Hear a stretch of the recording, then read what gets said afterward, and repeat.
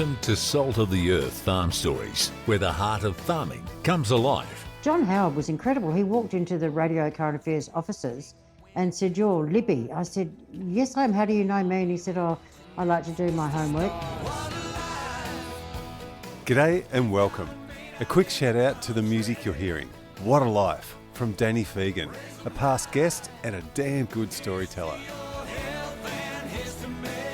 Now today, we're going behind the scenes in radio with one of the most recognisable voices in rural Australia, Libby Price. From her early days in the Adelaide Hills to an outstanding career across radio and TV, best known for ABC's Country Hour and now Ace Radio's Country Today, Libby's journey has been anything but ordinary. She's interviewed Prime Ministers and even had John Howard approach her, not the other way round, and built a reputation as a tough, no-filter interviewer.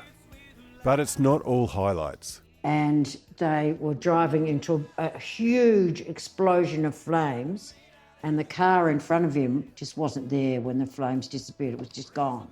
There are challenges, big moments, and some of the toughest stories this country has faced. This one will educate, inform, and entertain. Let's get into it. Libby Price, good to see you.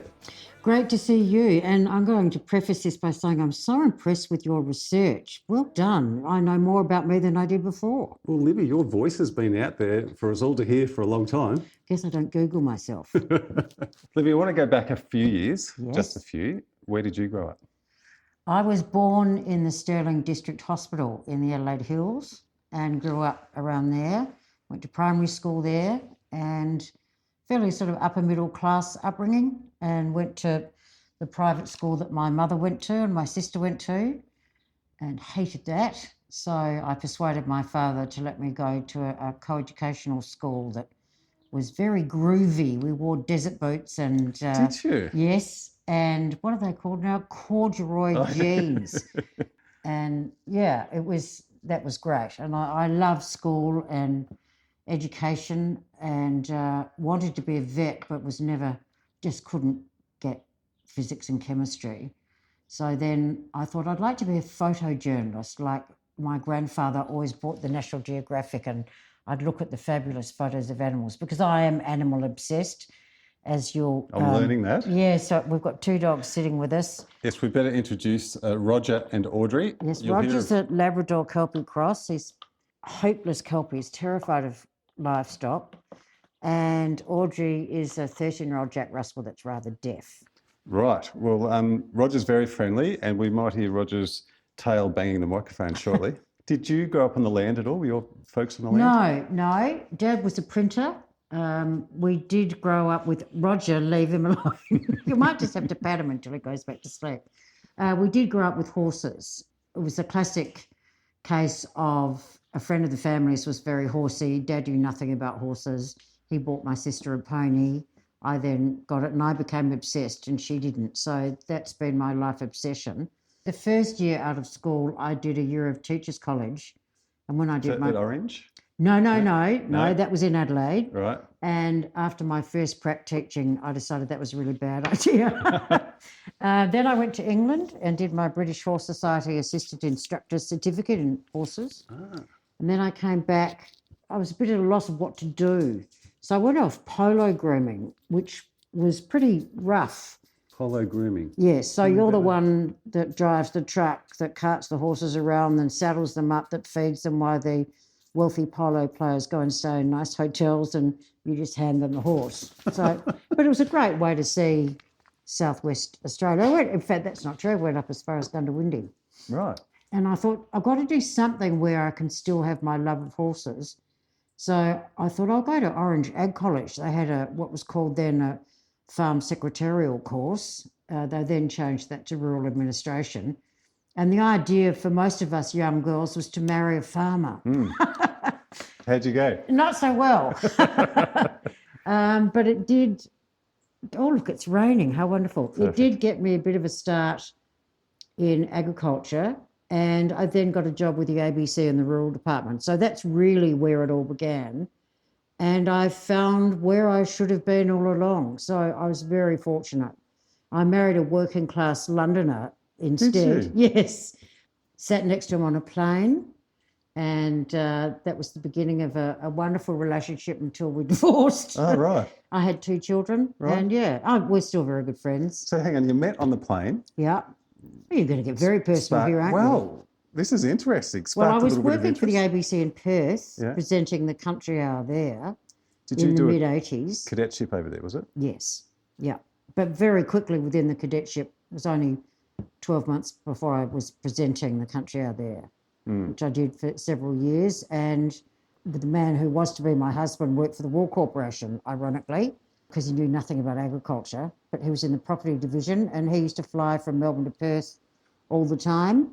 And that's where we met. I was flying to a wedding in the Western Districts of Victoria when we sat next to each other on the plane. You can probably hear the rain. That's lovely. That's perfect. We were in for a few storms, I think. So love was in the air. Love, or you mean the rain? Love was in the love air. was developed yes. in the air. Yeah. Yes. Well, not what you're thinking. We met later after the wedding, and Right. very happily married. We got married at Mark Lofty House in South Australia, and then I moved to Melbourne, left the ABC, and started working at the Australian Wheat Board as a media person. So just going back to Western Australia, ABC, what sort of stories were you covering over there?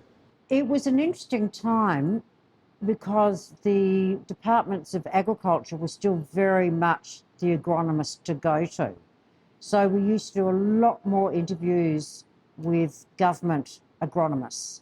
I became a lot more interested in the politics, and that was relatively new in the rural department. There wasn't that much of a push into that area. I'd always been interested in politics. So I got a lot more involved with they still call the Pastoralists and Graziers Association. They have 2 organisations over there. There's also the West Australian Farmers Federation. And never the twain shall meet. I don't think they still like each other much. And the PGA was a lot more involved, as the name would suggest, with a lot of the large beef producers up north. And the Farmers Federation back then was a lot more to do with grain growers and the southwest of the state. So I brought in a bit more politics into it, and it didn't make me very popular. And at one point, the boss, we were at the Perth show having a few beers after the broadcast, and my boss told me that I was such a disappointment to the ABC, they sent me over there so that I'd either resign or he'd kick me into gear. So I resigned on the spot, but was persuaded not to resign, but we didn't ever get on. So I wasn't in that sense sad to leave ABC in Perth. I loved Western Australia though. It was wonderful because we'd get beef cattle farmers from the Kimberley that'd fly their own planes down and say, would you like to come for a ride and go up around the Kimberley for a couple of days? So we were allowed to do things like that. I also, with the Wheat Board, went on a trip to Egypt. We used to sell a lot of wheat to Egypt, and in those days the Wheat Board would actually pay for silos to be built for them to store the grain they bought from us. And they were opening a new facility at Sohag in southern Egypt, which is where the Nile starts. It's sort of counterintuitive. It flows northwards. And that was amazing. Bill Hayden was then foreign minister. He was there with his wife. Can't remember her name now, Dallas or something unusual. And they sat me next to her at dinner because we were the only women there. It was a slightly awkward conversation. But they brought a bullock out and slaughtered it as a festive thing, and blood was spurting everywhere. And I swear Bill Hayden went white. I thought he was going to. Anyway, that was an interesting time. We went to Indonesia on the way back as well. So yeah, I had a few junkets. Those were the days. So from WA back to Melbourne? Melbourne, where I married, and while I was working at the Wheat Board, I was also doing casual work in the ABC newsroom, and I kept just knocking on the door of Radio Current Affairs, and eventually got a job in Radio Current Affairs, and that was, I would say, my heydays, really. Yes, so I got a job with Radio Current Affairs, and it was fabulous. I was there for 5 or 6 years and went from being one of a team of 4. We had a permanent reporter up at Trades Hall in those days, to being what they called bureau chief, which sounded terribly important. And that was filing stories for AM, PM and the World Today on different shifts. So there was a lot of shift work. And if you got on AM, that was it in a bit. Yeah. And I had quite a few stories. I got a bit of a reputation for being a fairly tough interviewer. I guess my father was always very straightforward and blunt, and I still am, and don't realise quite often how blunt I am. I don't seem to have that filter. Yeah, so I've interviewed pretty much every Prime Minister from Malcolm Fraser right up to, I interviewed John Howard. I didn't interview Kevin Rudd, which was a bit of a relief because I wasn't terribly fond of him. Julia Gillard, very impressive. Yeah. Yeah, so... a good friend of mine, the late Tim Fisher. Oh, Tim, I was just listening to a podcast from the ABC about diplomats, and he came up in conversation because they said how politicians would fly into a country and they'd be given a list of priorities by the diplomats, and the softer politicians would kind of skip the difficult bits. And they said Tim Fisher never did. Yeah. He always tackled the difficult issues. What a man to admire. An incredible man. Well, actually, both him and John Howard made some big decisions and tough ones, didn't they? Yes, they did. They did. John Howard was incredible. He walked into the Radio Current Affairs offices and said, "You're Libby." I said, "Yes, I am. How do you know me?" And he said, "Oh, I like to do my homework." I mean, I had interviewed him once before, but to remember that was incredible. Whereas Bob Hawke, I was never fond of him either, very chauvinistic. During the pilot strike, I was with Radio Current Affairs and we were at Kilmore for some reason, and I asked him a question and he leant down into the scrum of reporters and whispered in my ear, "If you weren't so stupid, girlie, you wouldn't ask a question like that," and said, "Next question." It worked. I was intimidated. Do you remember your first ever story? Oh, yes. I was asked to do a story on the show bags at was it the Sydney show? I think it was. Yeah. And I was just gobsmacked. I thought, oh, really? And then they wanted me to do a story on the horses at the show because I loved horses. It was like, no.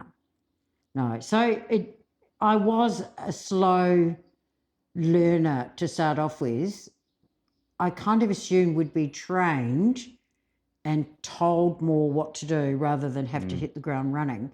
So that's something I've always remembered with the reporters I've trained and employed over the years. And it's always keep to the basics, keep it simple. Don't try and be smart. You're here to tell a story for the person you're talking to tell a story. And that's put me in pretty good stead. Well done. Yeah, and it's their story, isn't it? Absolutely. Yeah. It's not a forum for you to sound like a smart ass. Can you tell me about your interview with the ABC's Country Hour? Oh, the interview for the job? Yeah. Were you a little bit brave, a little bit cheeky? I think you... Yes, I think so. That they were a funny old bunch. They're no longer with us, any of them. So I think I won't mention names, but one was not a particularly pleasant little man. Another one was a Scotsman, and all he wanted to do was name drop. So being South Australian, I was able to talk about the McLaughlins, and so that worked quite well. And then they said, "Where do you see yourself in 10 years' time?" And I'd never thought of a question like that. I was in my 20s and I didn't want to say married with children. Yeah. So I said, "Well, maybe in your job." Perfect. Yeah. Anyway, I didn't ever do that. I never ever wanted to be in management. They sent me on a management course in Melbourne. And I said after the course, they wanted an assessment from everyone on the course. And I said, "Well, you've absolutely clarified in my mind that I have absolutely no interest whatsoever in going into management." They weren't very pleased with that either. And at some point you had a move to TV. Yes. I had one of the world's shortest periods as presenter of Radio National Drive. They'd already axed 2 presenters and I was the next one to go. So they didn't know what to do with me. And I went on holidays for a couple of weeks and I came back to what was our old office and someone had moved in And I said, well, where am I meant to sit? She said, it's not my problem. So they put me in a little cupboard with a phone. I said, what am I meant to do now? Oh, it was so humiliating. Really? Yes, it was awful. I was in my early 30s, I think. I'm trying to think if I'd had children. Yes, I had. So I said, I'd really like to go and work for TV. So I went to 7:30 Report for a while and, you know, just they weren't paying me, but they sent me to do a live cross about something to do with Bill Kelty.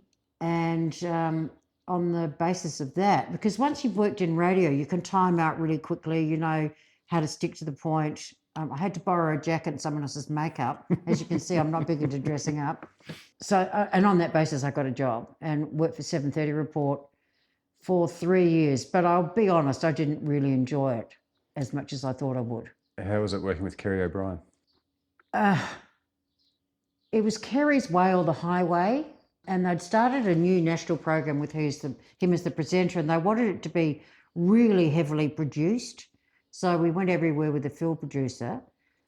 And if you didn't rip someone to bits, he wasn't satisfied. I did an interview with, I can't remember the chap's name, but he used to run the Australians Against Further Asian Immigration. And with the producer, we worked out what we're going to do, and we were going to do a bit of an Andrew Denton, throw them enough rope and they'll hang themselves. So we just let him go. And Kerry was astonished that he said, you didn't challenge him. I said, we didn't need to. He revealed what it was really like. So we didn't really see eye to eye. He probably wasn't even aware of it, but I didn't enjoy it. And also you felt so removed from the production process with heavily produced longer form stories.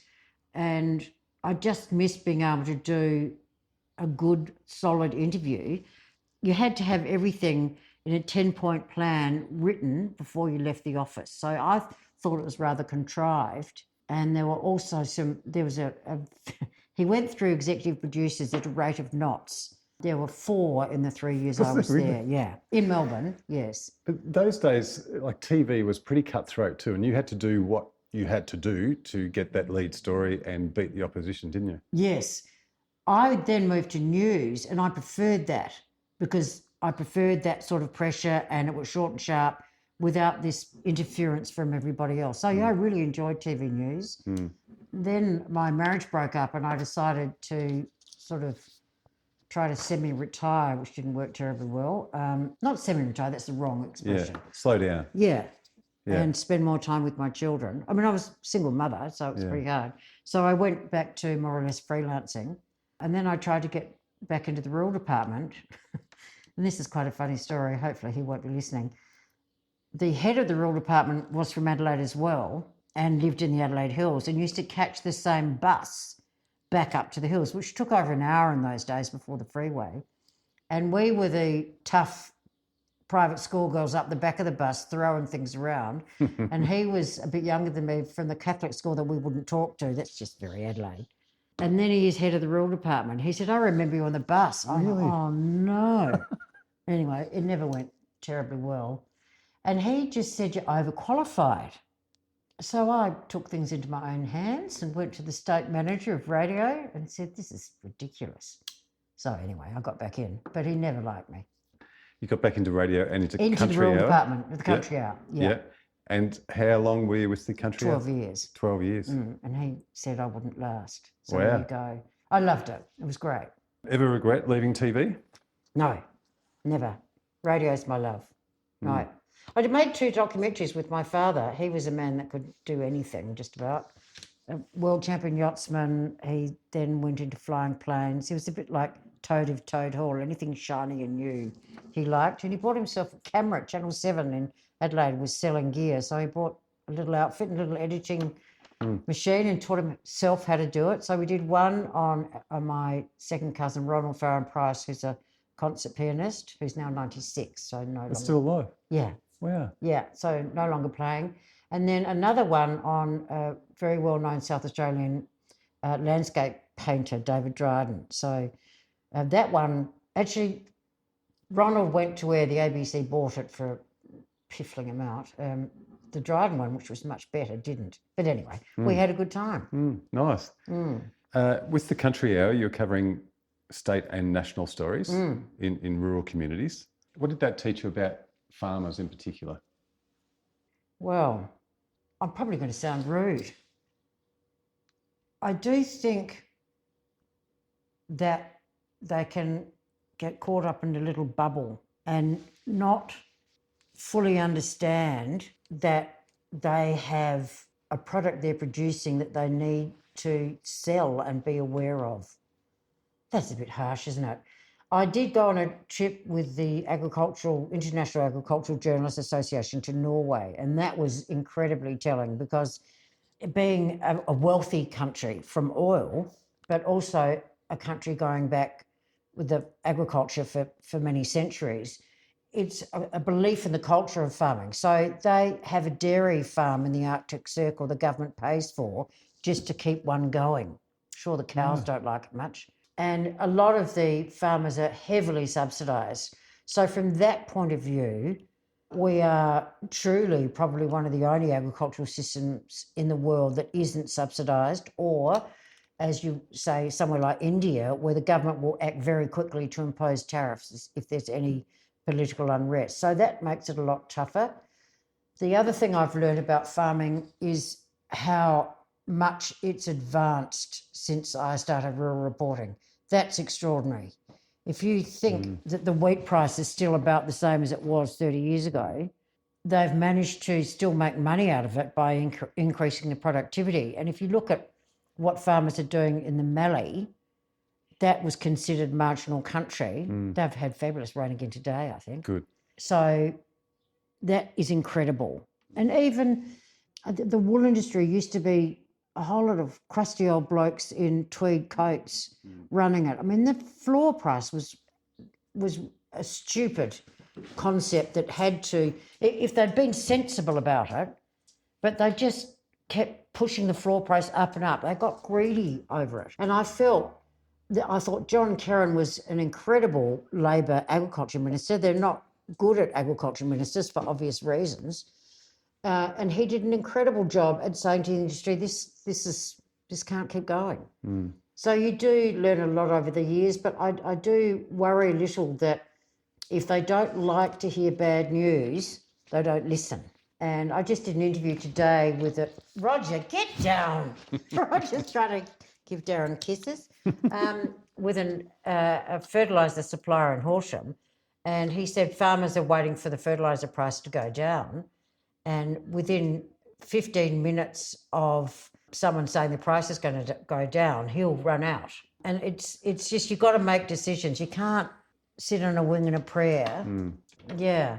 When you said we've got to keep getting more yield and so forth, it's a high-pressured industry now, isn't it? Like they're not getting the support. It is, but the young farmers are going into it with such a thirst for technology and advances. I think we're still going to do really well. And I think that the grain industry in particular, well, I mean, you look at the value of land now, it's incredible. Where I'm from in South Australia, the York Peninsula, we used to drive through there and think, oh, who wanted to live? This is like hell on earth. With those little white snails everywhere on fence posts and merino sheep standing in a corner panting. Oh, this is awful. No, that's really high value cropping country. Yeah. No, I think Australian farmers do an incredible job, but they just want to, perhaps, I think the Nuffield scholars, the stories they come back with. There's only so much we can get out of the soil and that land, isn't there? You know, like something's got to give. Something's got to give at some stage. But technology is advancing at a rapid rate. Was there ever a sliding doors moment for you? Like, could you have possibly become a farmer? No. I did date a few, and no, I don't think it would have lasted. You know, I love my history, I love literature, I love the arts. I don't think I could have been a farmer's wife. I'd always have to be myself. I've been single for a long time now, for 12 years now, and I'm 66. I'm happy. I tried all the dating stuff. That was just one disappointment after another. The apps and so forth? Oh, RSVP. Did you? Good on you. Yeah, done with that now. Yeah. Oh, it was just, boy, there are some strange men out there. Anyway, I've got one that's still a good friend. He went and got married someone else, but that wouldn't have worked either. Libby, you've been a voice a lot of farmers tuned into every day. And I remember doing a couple of video shoots, and one day in particular, I was out on a farm one morning, and the farmer said, I've got to be in having lunch by midday because the country hour's on. And you were it. And that was a lot of farmers' daily routine. I'm very glad to hear that. You do sometimes feel like you're in an echo chamber just talking to yourself. I do love it. And I'll tell you one funny story. I did Riley's Ride. You've heard the story, Yes. Manifesto River Festival. And we met at the sale yards in Corryong, and we loaded all our horses up onto a cattle truck to take them up to Tom Grogan Station. I had a 17 one-hand horse who didn't fit very well. Anyway, an old-timer turned up and said, I heard you were here. I really want to come and meet you. And I said, well, that's lovely. And he said, I listen to you all the time. I just love your voice. I said, oh, thank you very much. Fast forward that night around the campfire, and these people from Sydney who were on the ride said, after a few drinks, okay, we know you're a singer. Sing us a song. What on earth are you talking about? And I said, we heard that bloke say he loves your voice, he listens to you all the time. You've got to be, come on, sing us a few country songs. I said, you really want me to sing? Because I'm a terrible singer. So I started singing, and they believed that I wasn't a country singer. Oh, dear. But there are a lot of topics that you covered that really mattered on current everyday stories for rural communities. For example, Black Saturday, I know was a big one for you. What stays with you about that? Oh, that and Port Arthur. It's easy to trigger me. I'll never forget my father after Port Arthur, which was before Black Saturday, came over from Adelaide to visit. And as soon as he walked in the door, I just burst into tears. He said, what's wrong? I said, I just got to tell you all about Port Arthur. I didn't go, but I was back. You used to have to log all the interviews that came in. You didn't have a IT or AI to do it for you. That was very triggering. We went on a road trip for Black Saturday, and after the first country hour, they put us on a Melbourne Metro radio as well, which is a real,